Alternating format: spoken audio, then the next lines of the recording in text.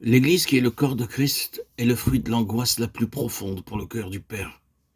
Dieu a été dans l'agonie pour assurer son Église. Elle est l'Église de Dieu.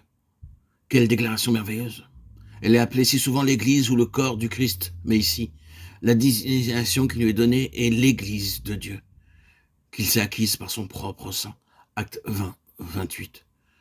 C'est pourquoi l'Église lui est chère, d'une manière toute spéciale.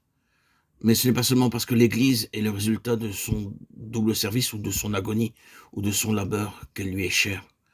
C'est aussi parce qu'elle est le fruit de son esprit, ce qui répond le plus profondément à son être le plus intime. C'est une chose merveilleuse. C'est ainsi que Dieu considère l'Église.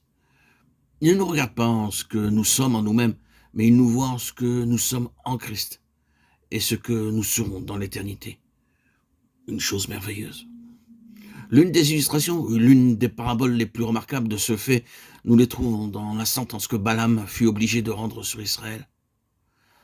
Alors que Balaam n'eut pas la permission de prononcer ses propres paroles et qu'il fut contraint d'exprimer ce que Dieu avait à dire, alors que sous une force à laquelle il ne put résister, tandis que de la montagne il regardait la vallée où Jacob était dispersé, il dit « Il n'aperçoit point d'iniquité en Jacob » Nombre 23, 21. Souvenons-nous de Jacob.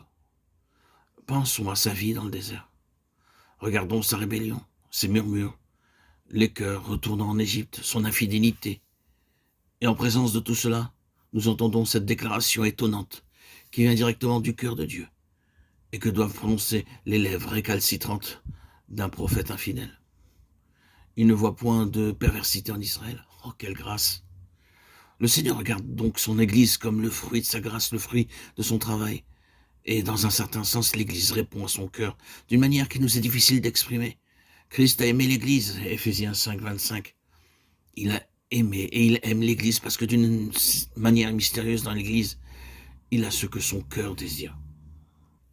Puissions-nous être inspirés plus profondément par le désir qu'il est en nous. C'est là, voyez-vous, la place de Joseph pour le Père. Mais ensuite, qu'est-ce qui suivra? Souffrance, abaissement, humiliation. Mais ceci ne sera pas une contradiction à ce que nous venons de dire, ce ne sera pas un démenti à l'amour du Père. Le fait que le Seigneur Jésus dû suivre le chemin de la croix n'est pas un argument contre l'amour de Dieu pour lui, pas du tout. Pourquoi Joseph souffrit-il? Comment Joseph souffrit-il? Premièrement, il était haï par ses frères, il souffrit à cause de leur haine. Et pourquoi? Il y a deux aspects à cela. Il souffrit d'un côté parce qu'ils étaient charnels, de l'autre côté il souffrit parce qu'il s'opposa à ce qu'il comprenait être une cause de peine et de déshonneur pour son père.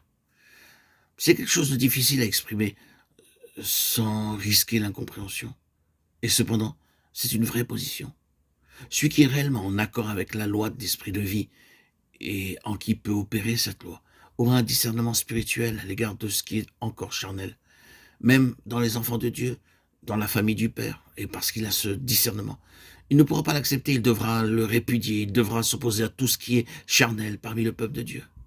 Et dès que l'on fera cela, on sera jugé, regardé comme ce croyant supérieur. On sera retranché, mis de côté, on sera rejeté, on deviendra un objet de raillerie et de reproche. Et ce sera la souffrance. L'esprit charnel n'aime pas se voir exposé. Et voilà pourquoi Joseph eut à souffrir. Et c'est le chemin de la souffrance. C'est vouloir pour Dieu l'accomplissement de sa pensée la plus haute, ce qui signifiera toujours s'opposer à ce qui est moindre que la pensée la plus haute de Dieu. Il y avait donc cette autre chose chez Joseph. Ses aspirations étaient très élevées, son cœur voulait un trône. Il avait des rêves pour une vie de gouvernement.